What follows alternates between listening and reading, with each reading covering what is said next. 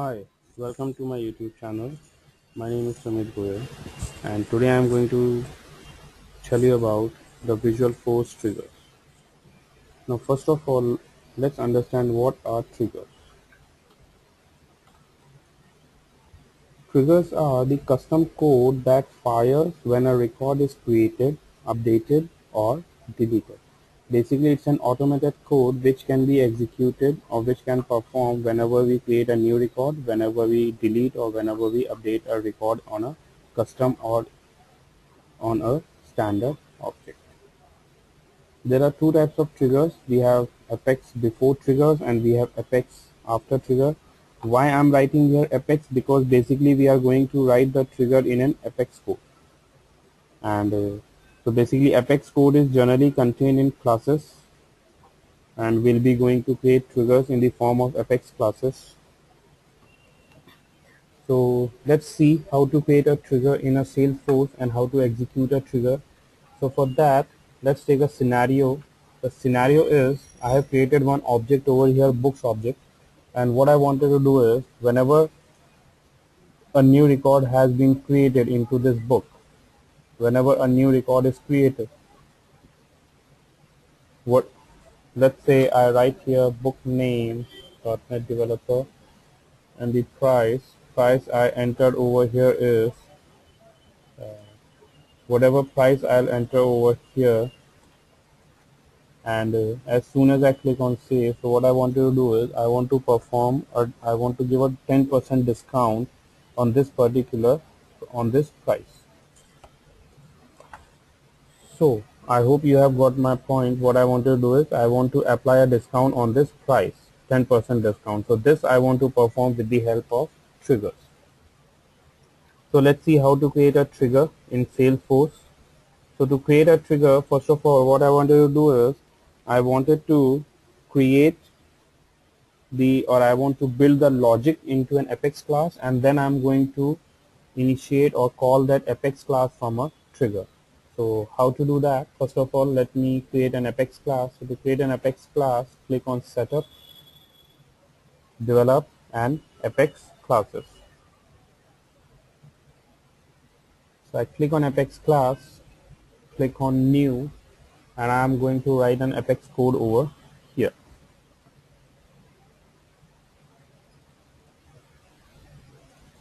So I write here public class and discount. So this will be my class name.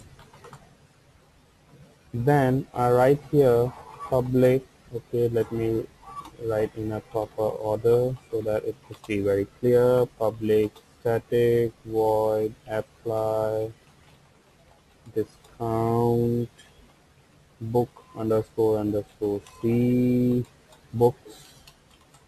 Then I write here for book underscore C B colon books, and I write here b dot price underscore C multiply equal to 0.9.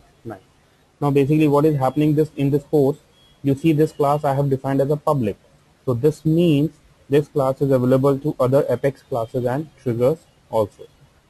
Now then I have created one apply discount function, and this function is both public and static as well, because it is a static method. So you do not need to create an instance of the class to access this particular function. You can simply use the name of the class followed by a dot and the name of this particular function or method. Now if you see, this method takes one parameter. It is a list of book record which is assigned to the variable books. And if you notice over here, I have mentioned underscore C because books is this book is a custom object. So this indicates that it's a custom object. So if we are using any standard objects, or if we are providing any standard objects, for that we do not end with this postfix. Now if you see over here, I write here over here b dot price underscore C. It means this price underscore C, it's a custom field that we have created in book object. Again, the standard fields that are provided by default in Salesforce are accessed using the same type of dot notation but without the underscore C. Then the statement, so this statement basically will take the old value of b dot price, multiply it by 0.09, which means its value will be discounted by 10%, and then store the new value into the b dot price underscore c field. So this is the Apex class. So let me save this code, and now let's create a trigger and call this class from that trigger. So how to create a trigger? Now the best way to create a trigger is from the object itself. So I click on create objects, then I'll go to books. Here I want to create a new trigger. Right now there are no triggers defined, so I click on new trigger. Now you can see over here there is a trigger keyword over here. Here we have to provide a trigger name on which object, and here we have to give events. So basically we have to give a trigger name over here, and so it specifies the name or the object on which it operates and defines the event that caused it to fire. So let's say I give a name over here, apply discount on book underscore C, and events will be before insert. So this trigger, apply discount, it operates on the book underscore C and runs before new books are inserted into the database. Now let's complete this code first. Right here, book underscore C, books is equal to trigger dot new. Then I write here what is the, I'm going to call this function. So how to call this function?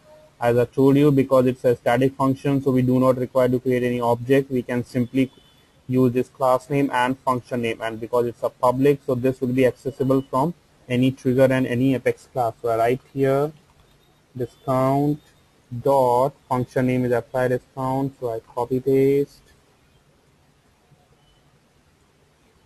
apply discount bracket, it needs one parameter, so I pass here books. So basically this line or this statement, it creates a trigger, it's a list of the books, name books, and assign it the contents to of a trigger context variable called trigger dot new.